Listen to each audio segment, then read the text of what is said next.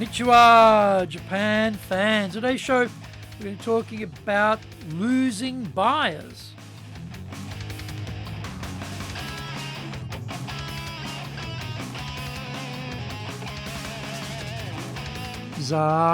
Eigo desu. それでは行きましょう. So let's get going. This is the 7th year of the Sales Japan Series podcast, broadcasting around the world from the Beverly Hills of Japan, Minato-ku here in downtown Tokyo. It is chic central. I'm your host, Dr. Greg Story, Dale Carnegie Tokyo franchise owner, the president of Dale Carnegie Tokyo Training, and the 3-time best-selling author of Japan Sales Mastery, which is Zaegyo in Japanese, Japan Business Mastery, and Japan Presentations Mastery. Plus, Stop Wasting Money on Training in Japanese, Training de Okane o Mura ni suru no wa yamemashou, and all are available on Amazon. In this podcast, I want to help you to survive and, even better, thrive in business. 1. Sell more and do it more easily. 2. Exceed your targets. In fact, blow up your targets. 3. Make some serious money. Don't forget to subscribe and share this podcast with your family, friends, and colleagues. We are not being sponsored by Libsyn, but we value your privacy, which is why we have our podcast hosted by Libsyn.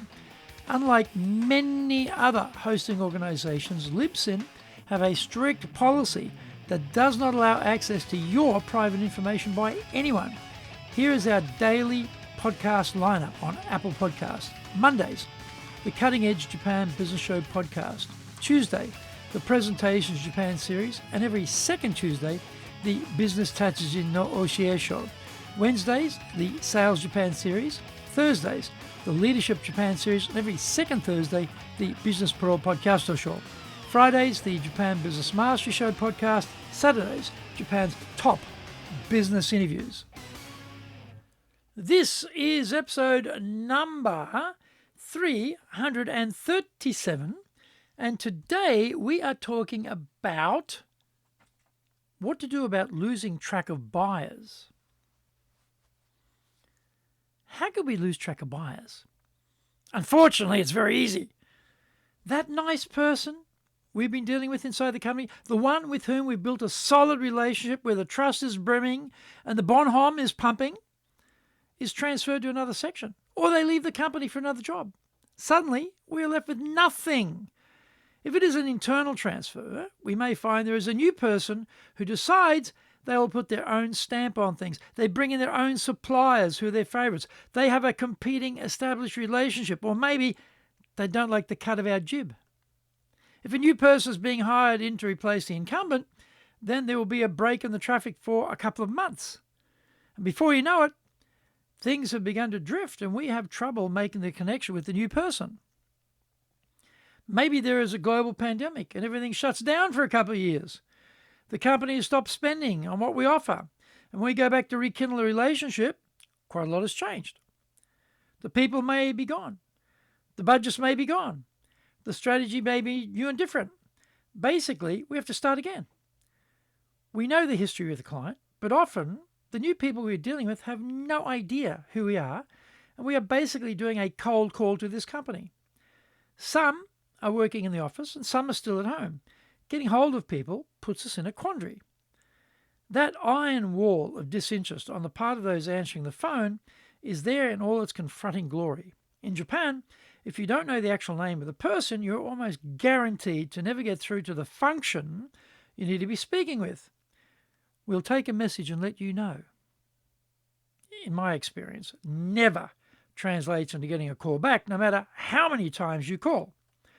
The junior person answering the phone fully believes their duty is to keep you as far away from their company as possible, and they are incredibly diligent in that endeavour. If you ask them the name of the person performing that function or role, they won't tell you, as if this information was a major corporate secret and you are an industrial spy. I remember there was a change of president in a national luxury firm here we've been dealing with, and I tried to speak to the new president. Unfortunately, I didn't know the name of the replacement, and no matter how many times I called, the young woman answering the phone would block me and was most unhelpful. Frustrating doesn't even begin to describe the feeling. I never did meet the new president. Find out more. We come back from the break. Our show today is brought to you by our public courses, but we also do custom in-house programs, as well as we do them in both Japanese and English. We do them face-to-face in our super safe classroom, and we do them live online. On the 9th of June, we'll be doing Winning with Relationship Selling. We go right through the entire sales cycle, which is the build the trust part, how to ask the right questions, how to present your solution, how to deal with pushback, how to ask for the order, the entire scope of the sales process. And the thing about our program is relationship selling. Relationships matter. No like trust between the buyer and the seller. If they don't know you, they can't buy from you. If they don't like you, they may buy from you, but they're not really happy about it. It's hard to sustain that. And if they don't trust you, well, forget it. They're definitely not going to buy. Or if they do buy, maybe they buy once. So relationship is critical. How do we create that? How do we have the right structures to really understand what they need and make sure we're supplying it, and make sure the way we present what we're supplying makes it very easy for them to buy? Also on the 9th of June, we'll be doing our Dale Carnegie course, our flagship program, people skills, communication, leadership, dealing with your stress, and also how to expand your comfort zone and be able to really expand your career by changing mindset about what's possible for you. Also on the 11th of June, we're doing another version of the Dale Carnegie course, and then on the 15th of June, we're doing high impact presentations. 2 days, 2 instructors, everything videoed. Unbelievable amounts of feedback and coaching. This is the quality. This is the Rolls Royce. This is the one you need. There are plenty of people teaching presentation skills who do not have the level of coaching of capability that we have. There's no comparison. It's like a joke, actually. This is the one you need to do, and I can tell you right now, if you need to have persuasive power, this is the program. And by the way, we all need persuasive power. Go to our website at www.dale,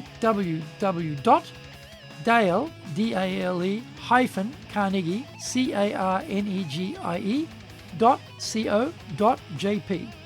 Get my best-selling books, Japan Sales Mastery, which in Japanese is Zaegyo. This is the Bible for selling in Japan.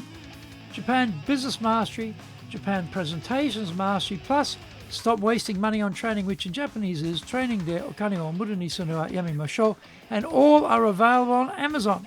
If you like learning by watching videos, we have nearly 2,000 there for you at Tokyo, Japan, Dale Carnegie TV on YouTube. We release 3 TV shows every week on YouTube. The Cutting Edge Japan Business Show, that's the premier business show on Japan every Monday, Tokyo time. Fridays, we have the Japan Business Mastery Show, and on Saturdays, we release Japan's top business interviews, where I interview leaders from small, medium enterprises all the way up to the corporate captains of industry on one topic, leading in Japan. Every second Thursday, we release the Business Pro Television Show. You can email me at greg.story@dalecarnegie.com. Welcome back.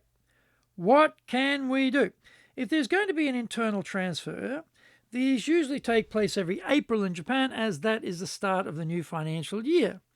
It is good practice to check with our champion that they are not getting transferred to a new section, and we shouldn't assume they'll be staying put.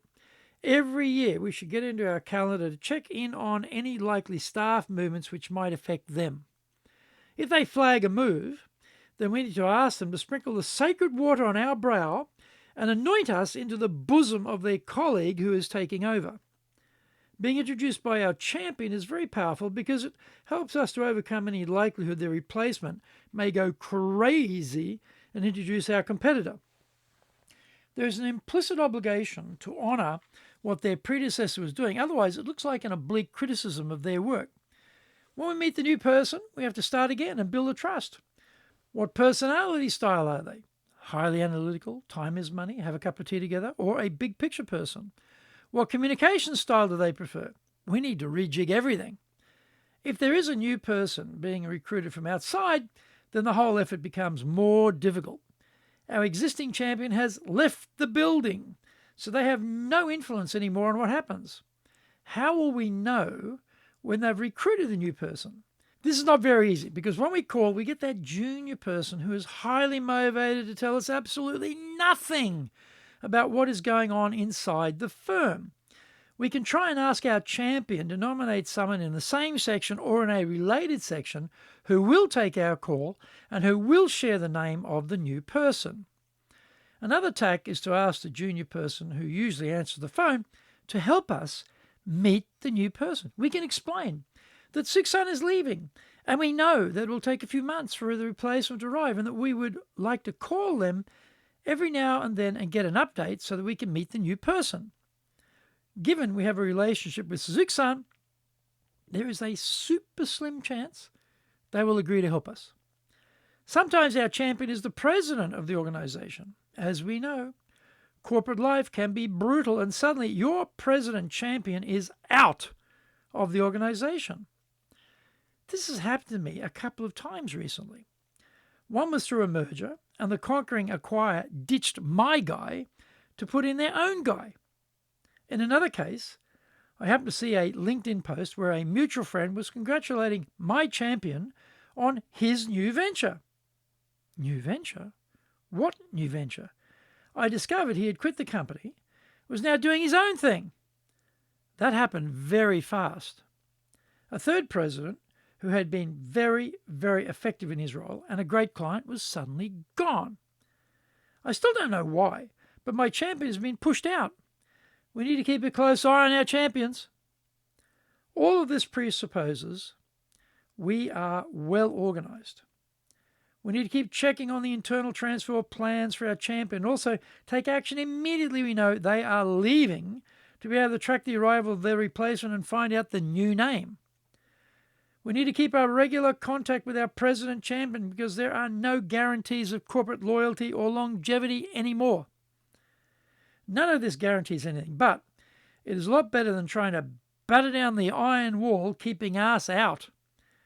Sales is hard anywhere, but Japan just adds that patina of difficulty, which makes everything much harder here.